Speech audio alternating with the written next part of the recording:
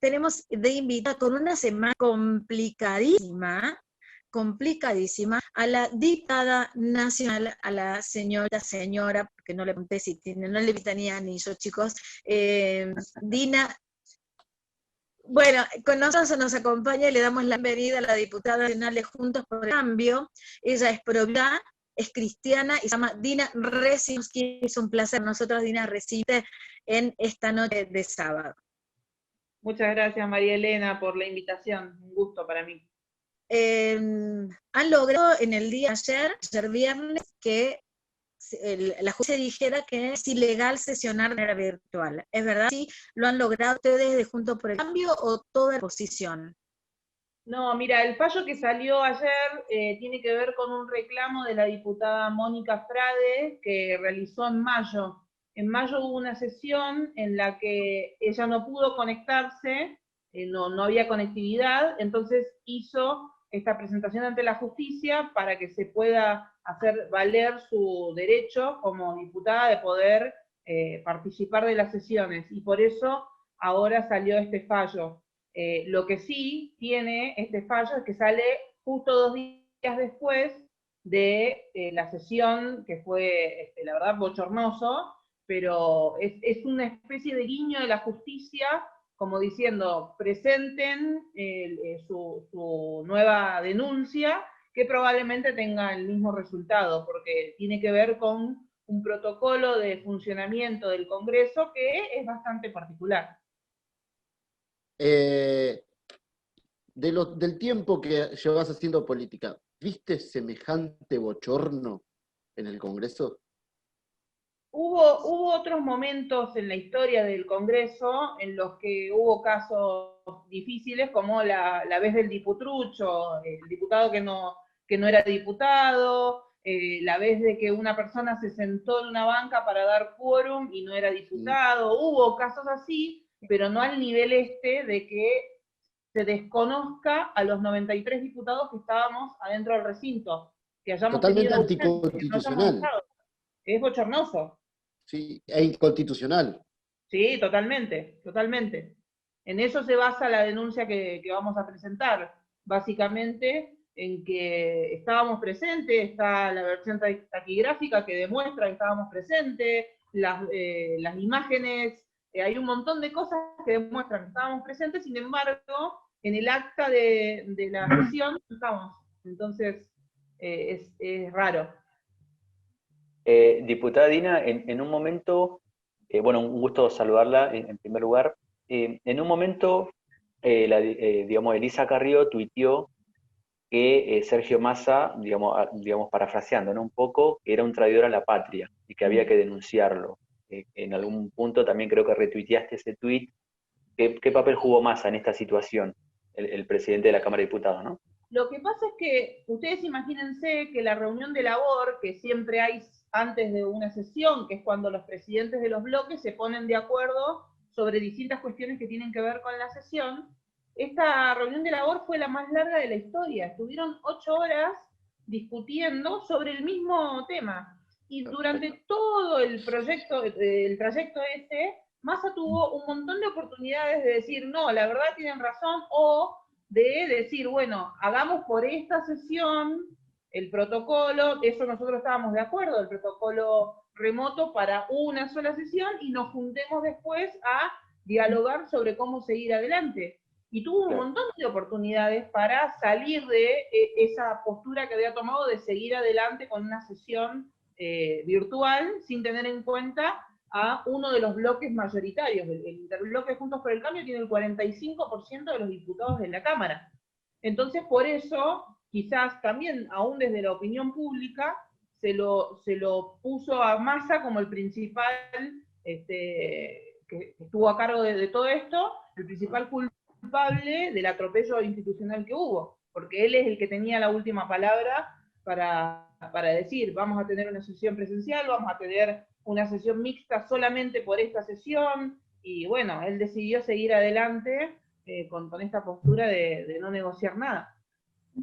Esteban Bullrich hace muy poco, en una conferencia, en un Zoom, había dicho que en el Congreso se discuten diferentes proyectos, que de hecho Juntos por el Cambio, el viejo Cambiemos, hoy Juntos por el Cambio, presenta proyectos, pero que el oficialismo no quiere discutir.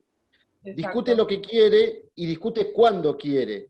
¿Cuáles son más o menos algunos de esos proyectos de los cuales, a ver, y entre paréntesis, no es la primera vez de esta falta de respeto para los constitucionalistas que están, digo, en el Congreso, porque ya en Cámara de Senadores, Cristina había apagado el micrófono de muchos de Juntos por el Cambio, ¿verdad? Sí, sí.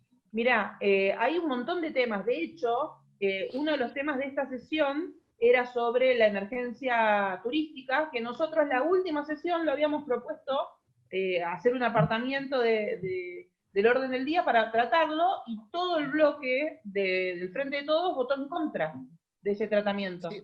Y ahora de pronto si el presidente dijo en a dos voces que ustedes, el Frente Juntos por el Cambio, fue el que no quiso sesionar.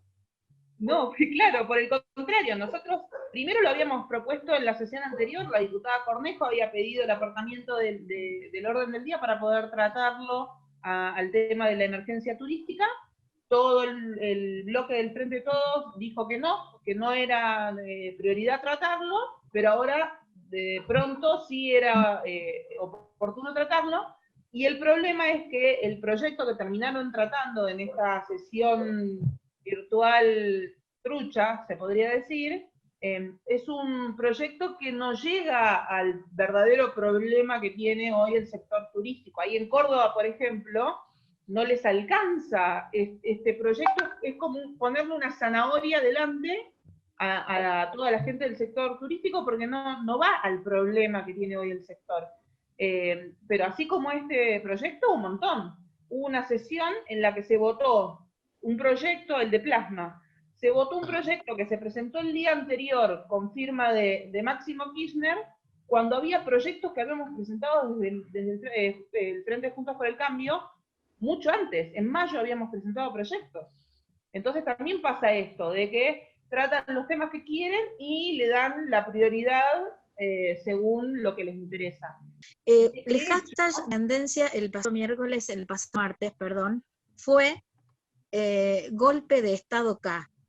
¿Es posible un golpe de Estado desde la parte cívica o legislativa hacia la democracia? ¿Es posible que esto, así como suena, y no que la gente piense solamente en botas, en militares que lo puedan hacer?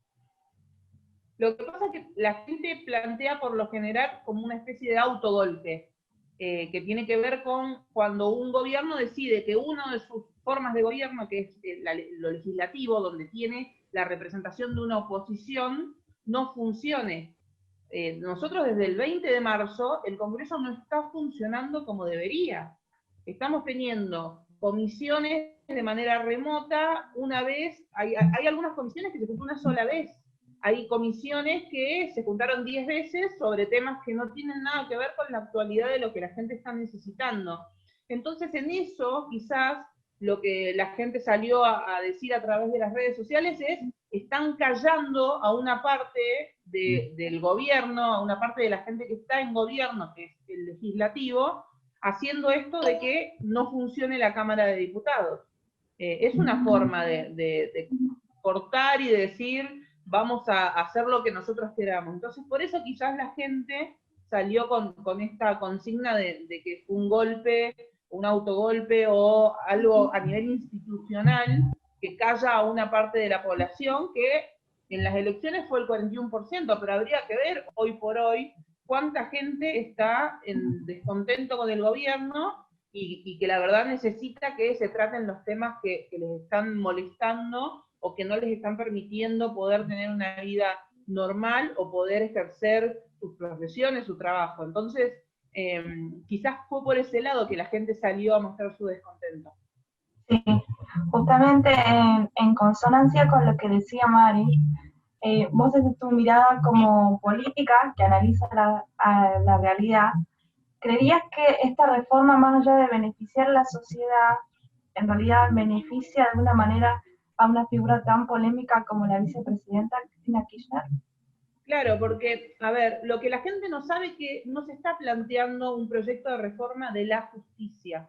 se está proponiendo un proyecto de reforma de la justicia penal, que es la justicia que tiene los casos de corrupción, la justicia que lleva los casos que tienen que ver con el poder político. No es la justicia normal, la justicia de aquella familia que, por ejemplo, durante este tiempo de pandemia tuvo un robo, le mataron a un familiar, no tiene que ver solo con eso, tiene que ver con la parte que trata el poder político, la corrupción, y obviamente detrás de esto hay un interés de nombrar jueces para tener en cierta medida el control de qué cosas va a hacer la justicia. Ustedes tienen que entender que hay cerca de 1.600 cargos nuevos que crearían en la justicia. ¿Y quién pondría a esa gente? El poder actual, porque de hecho una de las modificaciones que hicieron es con respecto a la selección de candidatos para poder cubrir esos lugares. Y de hecho, una de las primeras cosas que hizo el gobierno fue sacar los pliegos de los candidatos que habíamos dejado nosotros antes de irnos. En vez de tratarlos, los sacaron directamente. Sacaron esos 240 cargos que había y dijeron como, acá no pasó nada, y ahí empezó toda esta propuesta de reforma. Entonces, no es la justicia ordinaria la que por ahí nos ayudaría en casos en los que nosotros no estamos teniendo justicia, sino que es la justicia que trata los temas grandes, los temas que tienen que ver con el narcotráfico, los temas que tienen que ver con la corrupción. Entonces, obviamente, ahí es cuando uno dice, y hay un interés de mantener la justicia controlada. Por eso es que nosotros decimos, viendo la posibilidad de plantear, porque es cierto que la justicia necesita una reforma, necesita poder mejorar el desempeño que tiene, pero para eso hay que ser serios y plantearlo y aceptar modificaciones y trabajar en conjunto, no imponer un proyecto y que, por ejemplo, el día que se trata en el Senado, en los últimos 10 minutos antes de votar, te metan un montón de modificaciones creando muchos más cargos. Empezaron la sesión teniendo para poner 300 cargos y terminaron con casi 1.600. Entonces, ¿qué seriedad puede haber en un proyecto que los senadores ni siquiera tuvieron la posibilidad de leer todas las modificaciones antes de votar? Y que la vicepresidenta le diga, ¿para qué quieren hablar si total van a votar en contra? Entonces, ahí es cuando uno dice, ¿qué está pasando acá y por qué es importante que también nosotros, desde la Cámara de Diputados, podamos frenar ese avance que hay para decir, esperemos. En este momento hay otros temas importantes. ¿Hay que hacer una reforma en la justicia? Sí. ¿Esta reforma que se plantea? No. Nos sentemos y lo trabajemos bien, porque no puede ser que se venga de esta manera atropellando y llevando por delante a la opinión de todos los sectores de la política también. Y ojo con la cláusula gatillo, tenía ahí Parrilli, que nos tenía los medios de comunicación en la mira, que la modificaron un poquito para que no fuera tan censuradora, ¿no? Sigue siendo una cláusula, un artículo que es muy controversial porque uno no sabe hasta dónde un informe periodístico puede ser influencia o apriete.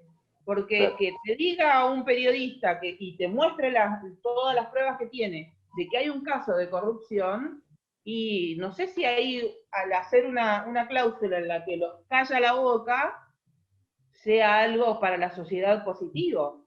¿Se acuerdan del discurso "vamos por todo"? Era la segunda parte, era en este gobierno. A uno le quedó esa parte del discurso que fue en Rosario, que decía "vamos por todo". Escuchen unos minutos de esa entrevista en la que Cristina decía, ¿para qué por en todo el y por todos ser candidata a presidenta si yo quiero ser jueza? Y empezó a hablar de la justicia y los beneficios que tienen los jueces, de que no pagan ganancia, de que nadie te conoce, de que te vas a un pueblito chiquito y de pronto sos el que tiene la lapicera.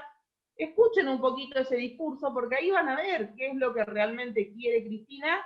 Y de hecho lo dijo el otro día cuando dijo, esta reforma que está ahora en el Senado no es la reforma que yo quiero. Entonces ahí es donde uno tiene que ver qué es lo que están queriendo hacer con la justicia. Una cosita nomás. Dale. Nosotros sacamos un informe sobre el caso de Facundo Astudillo, en el cual nombramos de dónde sale el juez Martínez. el juez Martínez fue nombrado, entró en la justicia en el 81, con la dictadura, la retirada de la dictadura. Vamos a ser sinceros, es la retirada de la dictadura. Después vino el 82 con el tema de Malvinas, pero ya era lo último de la pasta base de la dictadura, vendría a ser. ¿Qué sucede? Después el macrismo en 2018 lo pone como un fiscal en Bahía Blanca. Cuando el CELS, manejado por Berbisky, montonero de Berbisky, ¿qué hizo? Lo apuntaban como una pieza del macrismo para la impunidad. Pero él ya venía desde antes, siendo que Cristina lo había criticado en un tuit en 2010. Sí. Y hoy día no dicen nada. Sí. ¿A eso se dedicaría justicia legítima? Claro, o a mover jueces según la simpatía que tengan con el gobierno. De pronto un juez que estaba en una buena sala, en una localidad grande y teniendo un distrito bastante grande, si no es de la apetencia del gobierno de turno, lo mandan a un pueblito, lo mandan a otro lugar donde no tenga tanto poder para decidir. Eso es una práctica que ha tenido durante muchos años el peronismo en sus distintas versiones. A ver, frente a esta frase que vos decías hace un rato, que quedó resonando, ¿no? en la mente de muchos argentinos, es el vamos por todo. El día de ayer amanecimos con un decreto que tiene que ver con el cupo laboral trans en el Estado, ¿no? Con, digamos, mantener, digamos, esto que no estaba antes, que había proyectos, se estaba debatiendo, pero se estableció por decreto. Y este vamos por todo pareciese que también tiene que ver con esto de ir aplicando cosas e imponer decretos y una avanzada también contra la familia. Vos como diputada que de alguna forma también te considerás, entiendo, pro vida, entiendo que también pro familia, ¿cómo se puede hacer para tratar de batallar contra estos proyectos que pareciese que están avanzando y avanzan cada vez más? Porque hoy es digamos, el cupo laboral trans, pero mañana también van a avanzar en otras cosas también. Avanzan por decreto. Convengamos sí, claro, que los municipios tenían el poder de decidir o no. Claro. A eso iba. Se avanzó sobre algo que se debería haber legislado, que de hecho, desde marzo vienen trabajando en la Comisión de Mujeres y Diversidad, lo vienen trabajando el tema. Tuvieron cerca de 8 reuniones de comisión en el que trajeron especialistas y fueron trabajando el tema porque en algún momento iba a llegar al recinto. Y sí, nos levantamos ayer todos con esta noticia de un decreto, no es un DNU, es un decreto simple, pero no deja de ser una decisión del Ejecutivo en avanzar sobre algo que debería haber pasado por el Legislativo. No sé si seguramente van a presentar distintas organizaciones amparos, como pasó también con la decisión a través de una resolución del IGJ de la paridad a la hora del armado de fundaciones y asociaciones civiles, y tiene que ver con esto. En marzo, en su discurso de apertura, el presidente habló de la agenda que tenía. Habló de que tenía en agenda el aborto, tenía en agenda la diversidad, tenía en agenda un par de temas que a nosotros como cristianos y como pro vida y pro familia nos preocupan. Es un tema que viene hace muchos años avanzando, no es un tema de ahora solamente. Claro. Y creo que la verdad con esta decisión que tomó el gobierno es difícil la lucha, porque uno quizás en el recinto podía plantear una postura que representa a gran parte de la población con respecto a este tema, y que al haber hecho a través de un decreto quita esa posibilidad de democratizar una decisión tan importante como es que el Estado tenga la obligación de tener un cupo por una orientación sexual, una decisión de orientación sexual. Cuando la ley es muy clara en su artículo, en la Constitución, en el artículo 16, habla de la idoneidad, que una persona si es idónea para un trabajo lo puede tener. Entonces, ¿por qué hacer cupos cuando la Constitución ya dice que si uno es idóneo para la tarea lo puede hacer? Es triste, la mente. Sí.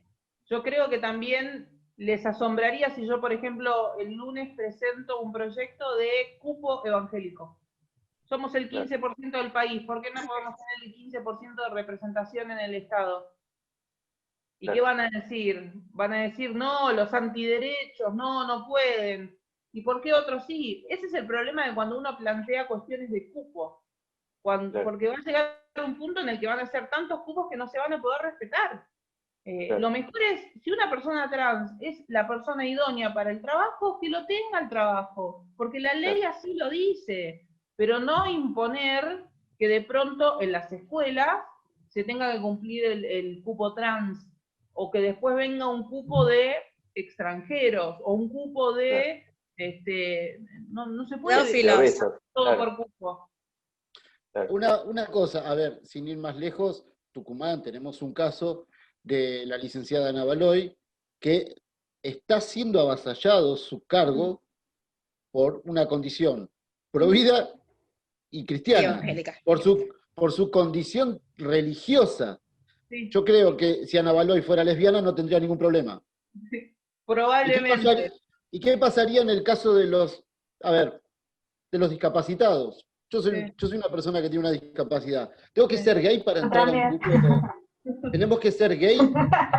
¿O tenemos que violar niños para poder... ¿tenemos que ser pedófilos? ¿O tenemos que ser, no sé, tenemos que ser gay para poder entrar a un cupo?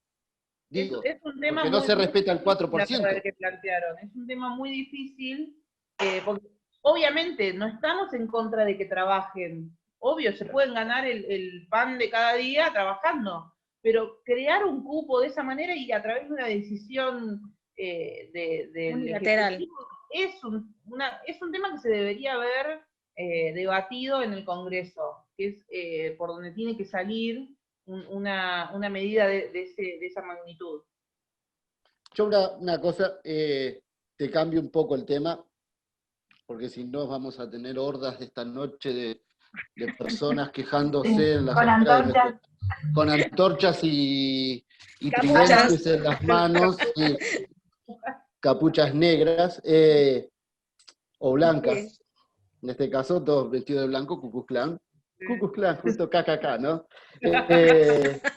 Digo, que venga la ministra Dietrich, si quiere venir, Friedrich, perdón, puede venir a mi casa. Ella puede salir. No, esto no es una cuestión de seguridad, así que no te hagas porque ella no va a intervenir. No, pero ¿sabes? Con la Gestapo y la amiga Donda. Una cosa, vos presentaste un proyecto, tierras entonces. Vos presentaste un proyecto sobre despedida digna. Sí. Una cosa, todo esto que está pasando, sin la pandemia, el plan que tenía el presidente en marzo que dio su agenda, ¿se hubiera hecho tan rápido? La verdad creo que no. El proyecto que yo presenté dos proyectos en realidad. Uno lo presenté en mayo, que tenía que ver con la despedida digna de las personas y el trato digno de las personas en sus últimos minutos de vida, en sus últimos momentos de vida, que tiene que ver con los enfermos de COVID, por un lado, que pasan toda la enfermedad solos, aislados, pero también con las personas con enfermedades crónicas que de pronto, por no poder atenderse, llegan ya muy tarde al sistema de salud para poder, imagínense una persona con problemas cardíacos. Yo lo presenté en mayo ese proyecto, no se trató, y después con el caso de Solange, que sé que estuvo recién invitado, el papá, me sensibilizó de una manera tremenda, y justo también estaba el caso de las hermanas Godoy, también que querían ir a San Luis. Entonces presenté el proyecto para tratarlo ahora, y un poco más específico hablando de un protocolo. El otro proyecto era un poco más genérico, hablaba de la importancia de las últimas instancias de vida de un humano, y tiene que ver con los derechos humanos, obviamente, pero presenté este proyecto que tuvo el acompañamiento de 40 diputados del Frente de Juntos por el Cambio, y va a ser tratado en comisiones dentro de muy poco, Creo que obviamente como todo en este tiempo de cuarentena llega tarde, porque lamentablemente se tuvo que lamentar la pérdida de Solange, el caso también de San Luis. Ahora hay un caso que está en Formosa, de unas chicas que viven en Córdoba y que quieren traerse al papá que también está muy enfermo en Formosa, y hay un montón de casos. Yo después de que presenté el proyecto me llegaron por mensaje privado un montón de casos de personas que tienen a su familiar en otra provincia y que no los están dejando ir a visitar, ni tampoco moverlo y llevarlo hacia otro lugar. Así que tiene que ver con esto, con ser un poco más empáticos. Uno con las medidas de seguridad y de higiene puede acompañar a su familiar en la última etapa de su vida. Es totalmente inhumano que una persona tenga que pasar sus últimos instantes solo en unas paredes de hospital, o en un cuarto cerrado, sin poder despedirse de su familia, sin poder dar un último abrazo, o aunque sea tocarse la mano con un familiar y despedirse. Es muy doloroso.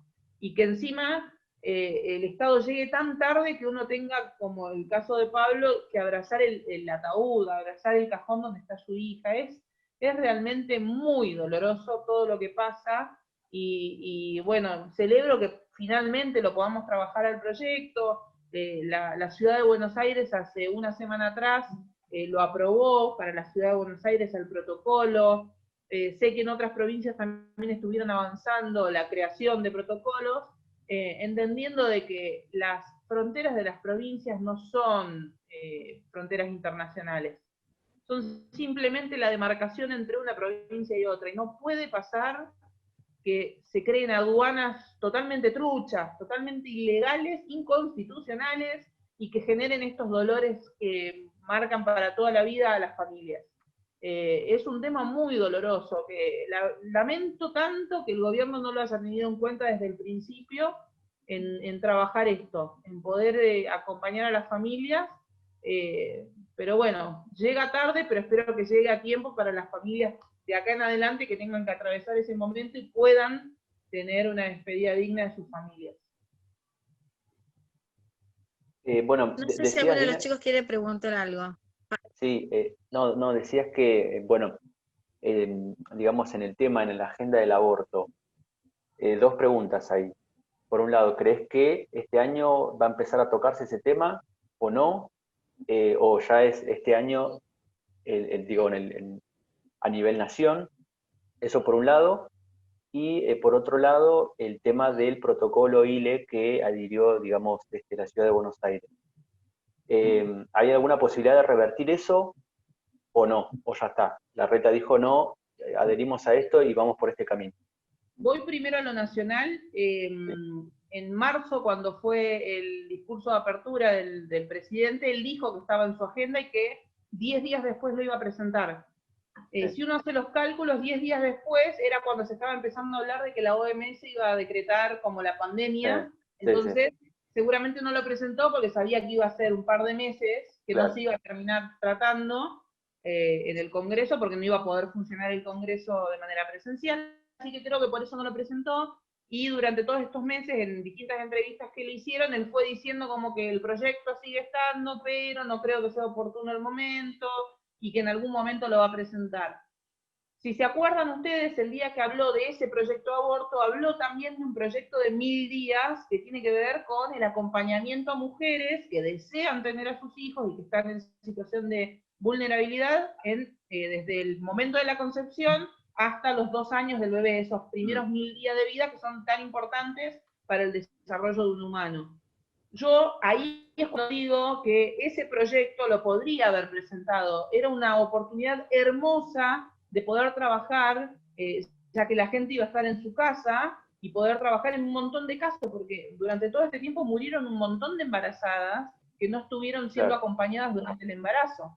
Entonces hubiera sido muy importante que lo presente el proyecto, lamentablemente no lo presentó, pero creo que este año no lo va a presentar. Algo así también estuvo diciendo en algunas entrevistas, quizás el año que viene es año electoral, es un tema que quita votos, sobre todo en el peronismo más conservador, lo perderían. El peronismo cordobés, por ejemplo, lo perderían totalmente, porque el peronismo ahí en Córdoba es muy pro vida.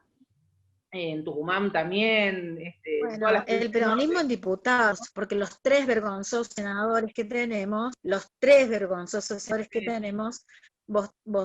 mostraron que son una hilacha. Pero ¿no? una cosa La Machado dijo, quiero Claro, poder claro. mirar a los ojos a mi hija y decirle que es doña, o sea, una no, cosa es la no todos los dirigencia cordobeses y que los nos intereses representan, que realmente hacen. nos representan.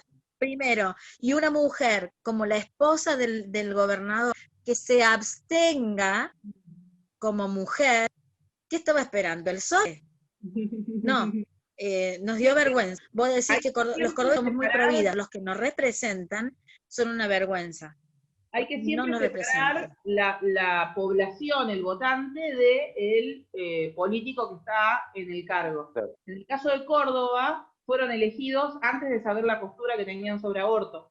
Entonces, el año que viene ustedes tienen la posibilidad de elegir senadores de vuelta, que toca en Córdoba, creo. Y ahí seguramente estos no van a ganar. Bueno, O te sea, hago una pregunta, Me voy a Dina, con postular. respecto a esto. Con respecto a eso, a ver, el macrismo no perdió por el aborto, perdió por la economía. por las dos cosas, por las dos cosas. Yo creo que hay un sector muy grande que terminó votando a Gómez Centurión, por ejemplo, que lo hizo por el tema de aborto. Sí, pero no Pero traccionaba nada eso, porque no te hacía cambiar una elección, claro, por ejemplo, pero... de hecho le ganó la izquierda. No, sí, obvio, pero ¿sabés qué? Si vos haces el cálculo, quizás entre los votantes de Gómez Centurión y muchos que lo terminó votando al peronismo de vuelta por el tema económico, y como no mirando que los dos candidatos eran verdes, teniendo en cuenta el tema de lo económico, si vos te fijas ahí, se podría haber llegado a forzar lo que es el balotaje. Porque los votos que se llevó Gómez Centurión, y que surge por el tema Provida, y Esper, que surge por el tema económico, La Baña también. no hubiera un balotaje. La Baña también llevó bastantes votos, La terminó Baña tercero. también se llevó bastante, sí, por el tema económico, y por el tema Provida también se llevó bastante. Claro, sí, Pero, más que nada por las cámaras. En las cámaras claro, mucha gente pero el año que viene son elecciones legislativas, entonces al no tener un candidato a presidente, uno ahí sí puede hacer lo de votar senadores de un partido porque son más celestes y diputados de otro porque son más celestes. Entonces ahí es donde digo, es muy importante las provincias que van a cambiar de senador, poner el ojo, porque si se trata el tema, el año que viene, yo lo veo muy difícil que lo traten al tema aborto en medio de una campaña política que te quita votos. O sea, el aborto quita votos, quita mucho voto. Y otra cosa que adelantó, por ejemplo, perdón, ibas a terminar el concepto, perdón. Sí, no, que tiene que ver con esto. No creo que lo trate el año que viene porque quita votos, así que hay que ver qué hace. Espero que el proyecto de los 1000 días sí lo presente, porque yo soy de las que cree que hay que apostar por el cuidado y el acompañamiento de las mujeres que están en ese problema de decidir si tener o no un hijo cuando ya están embarazadas. Entonces, no sería necesaria la ley de aborto. Si vas a plantear lo de los 1000 días, ¿para qué plantear el aborto?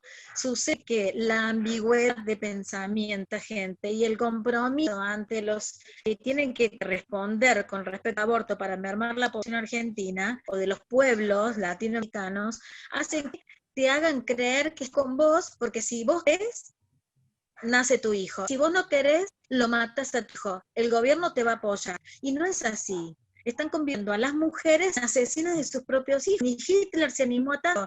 Entonces creo que ahí está la oposición. Y justo ahí va a la pregunta, porque en esta semana se habló mucho de tibieza, se habló mucho de que no existe oposición con respecto a lo que pasó.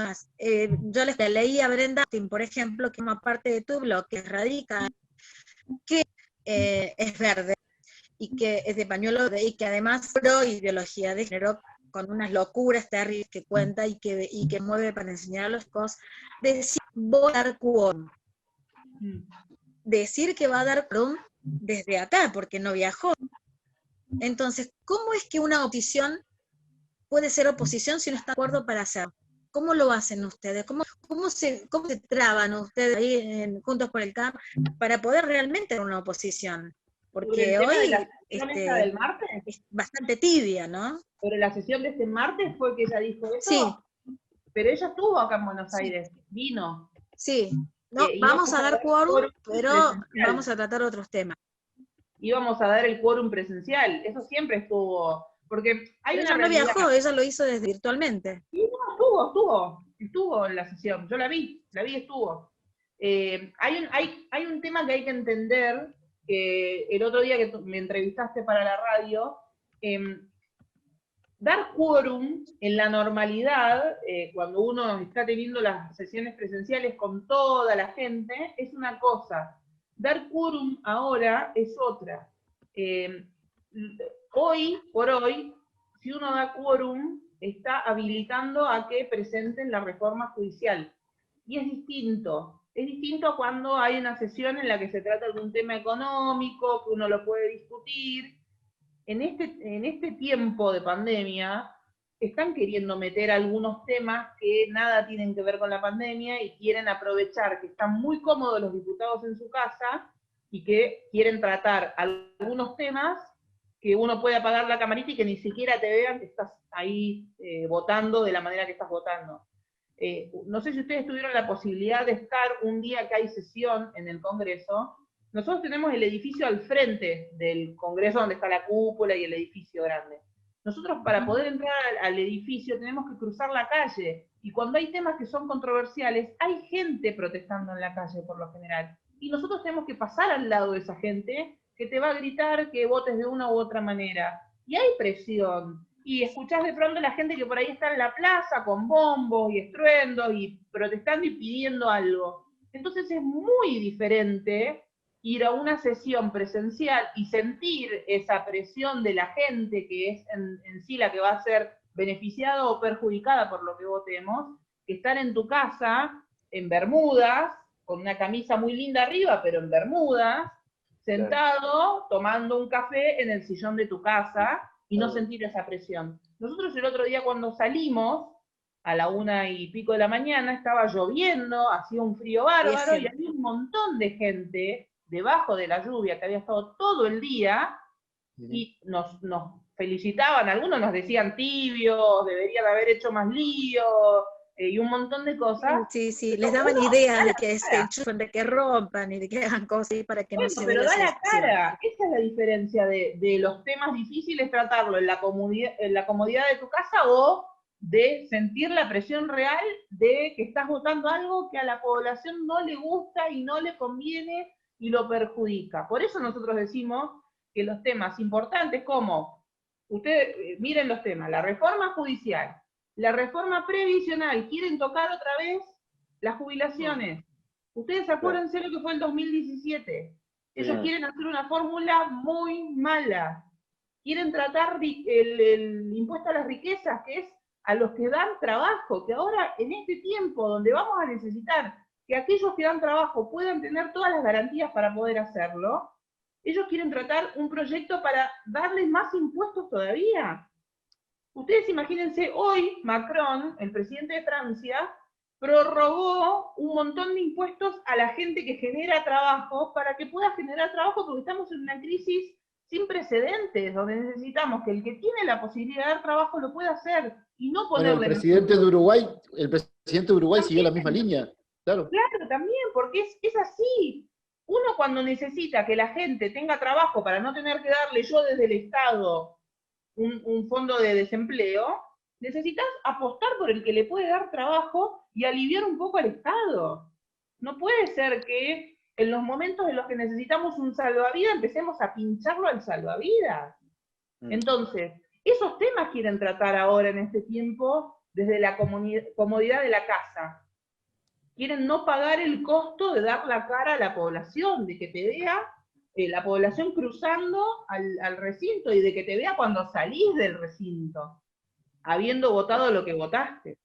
Entonces, hay temas que nosotros planteamos que tienen que ser presenciales sí o sí. Después los proyectos de trato digno, por ejemplo, que lo tratemos de manera remota, no hay problema, porque son temas que la gente va a estar contenta que los tratemos. El de donación de plasma, los proyectos que tienen que ver con cosas positivas en ese tiempo, la gente los va a ver bien y no hay problema, pero estos temas, tratarlos desde la comodidad de la casa y sin pagar el costo de escuchar las bombas que hay afuera, la gente que te está gritando y dar la cara a la población. Por eso nosotros decimos, y no es lo mismo discutir un proyecto de ley escuchando a todos los que están en el recinto, a que cuando esté hablando alguien en el recinto, los que están de manera remota estén gritando.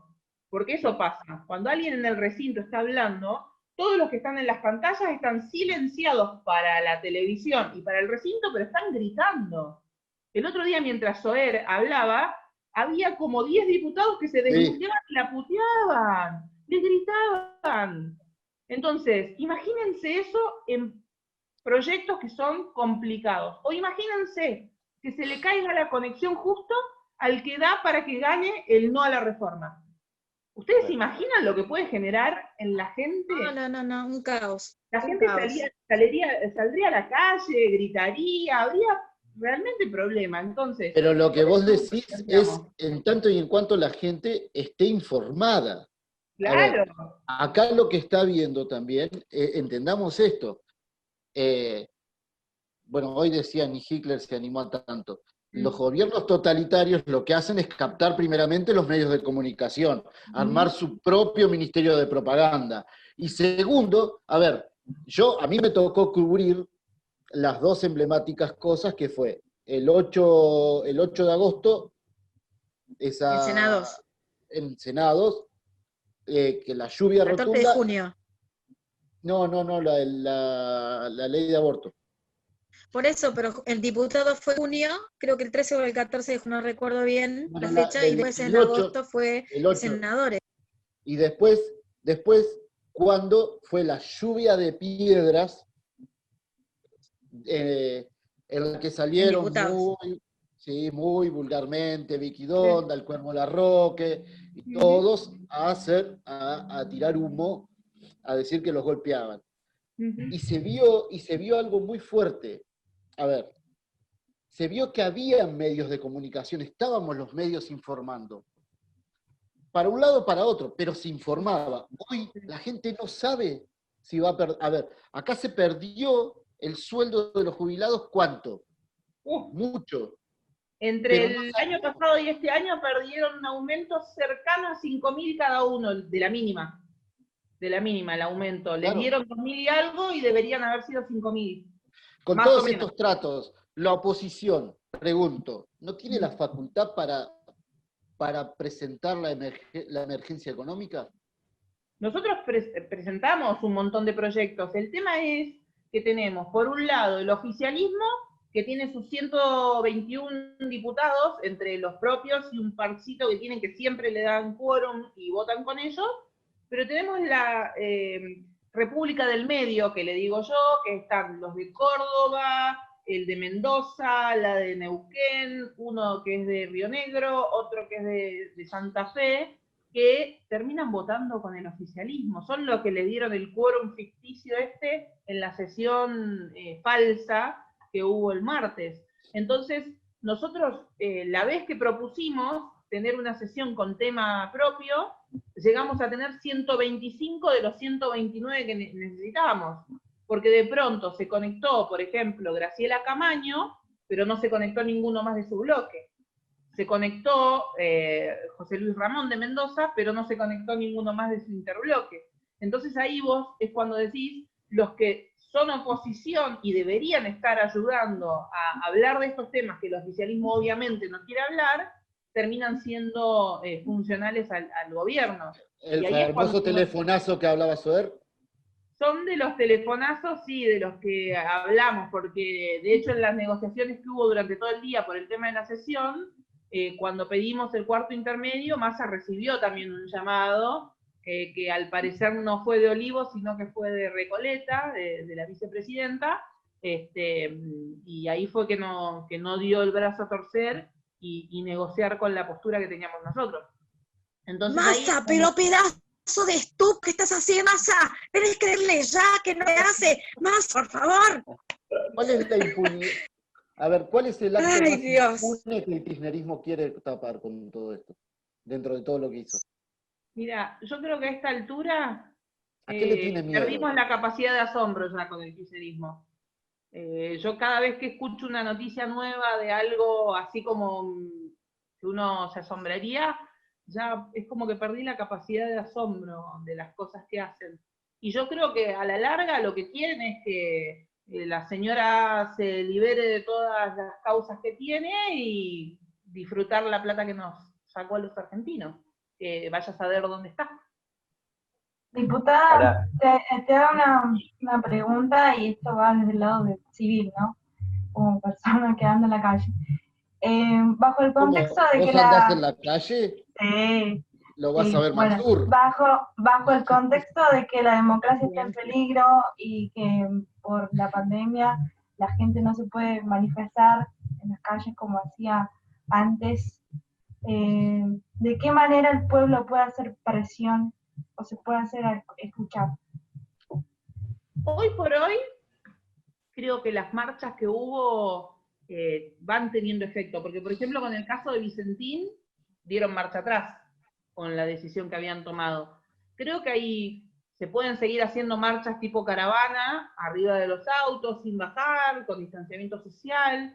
En algunos lugares han sido marchas muy grandes, en Córdoba, en Tucumán, han sido marchas grandes, acá en el Obelisco obviamente también.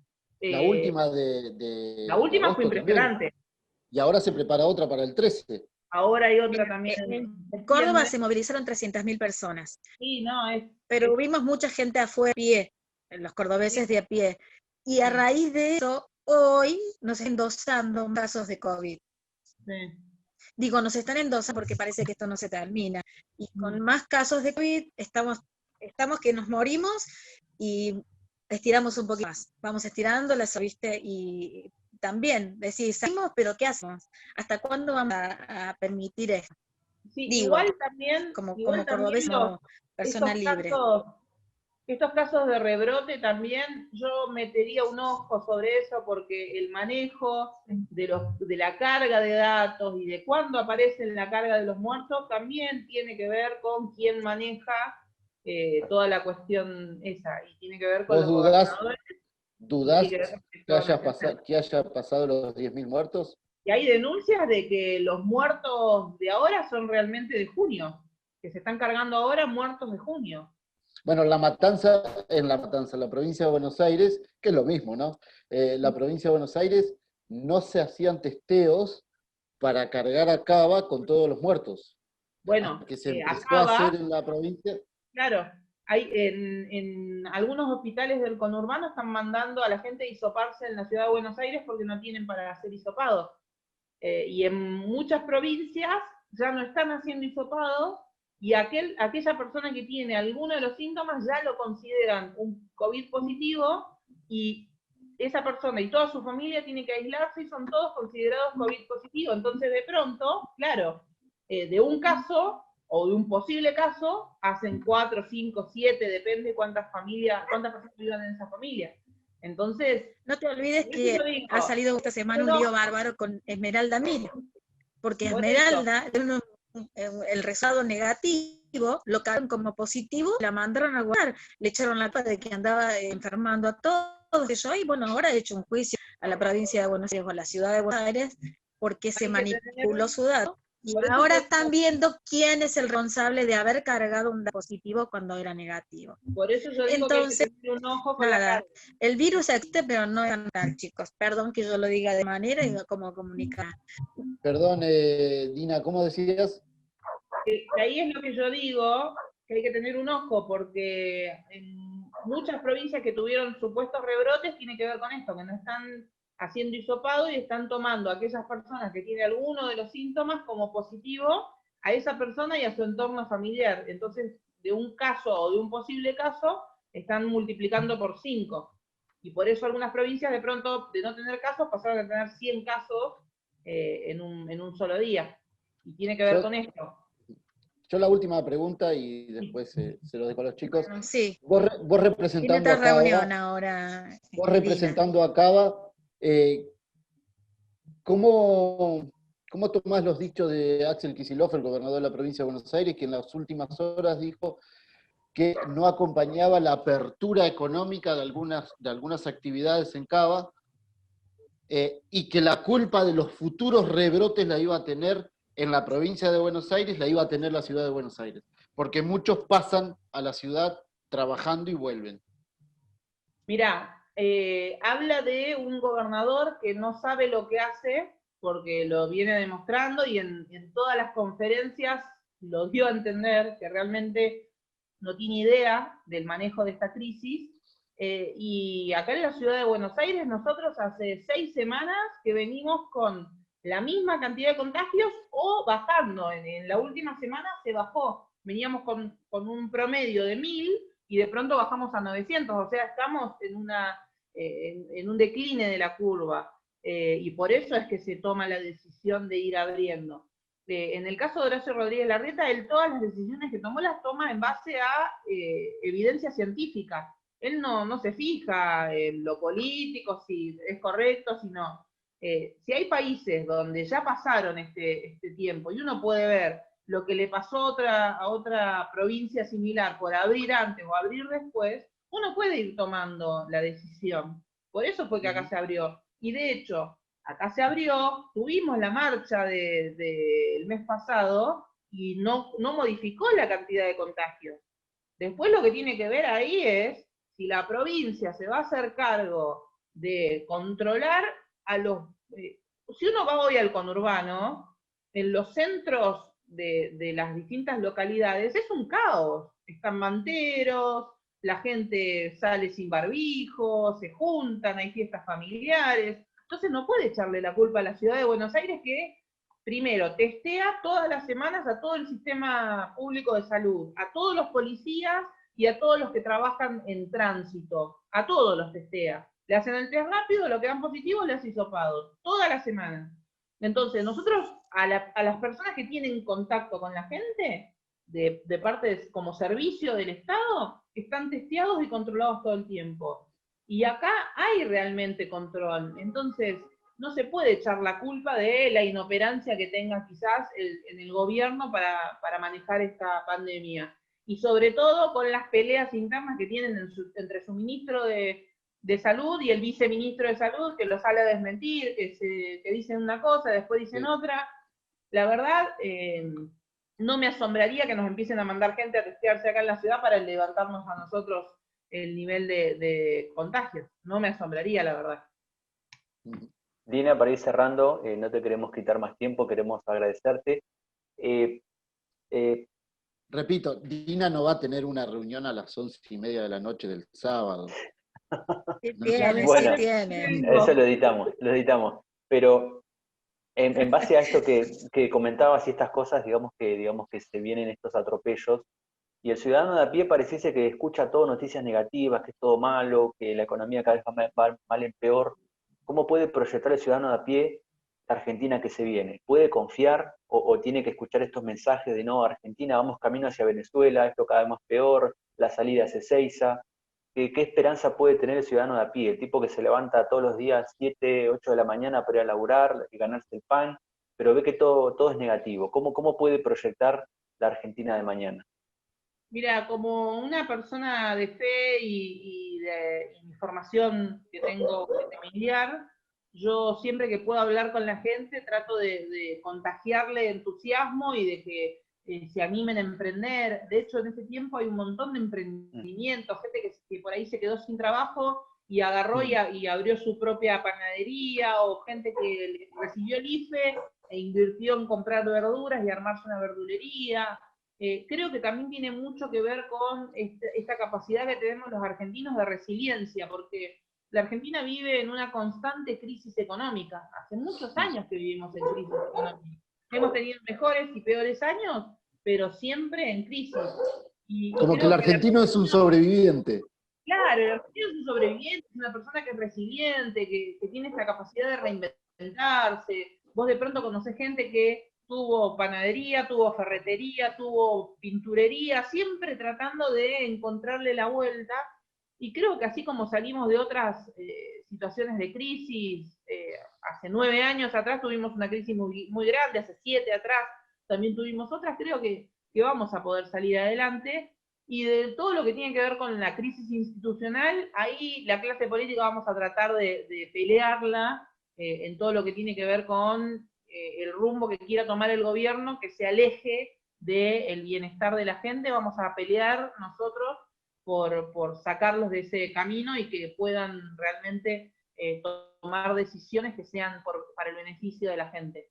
Es ahí una pelea que tenemos que dar juntos, pero que nosotros como clase política también queremos ayudar a que pueda la gente tener una mejor calidad de vida.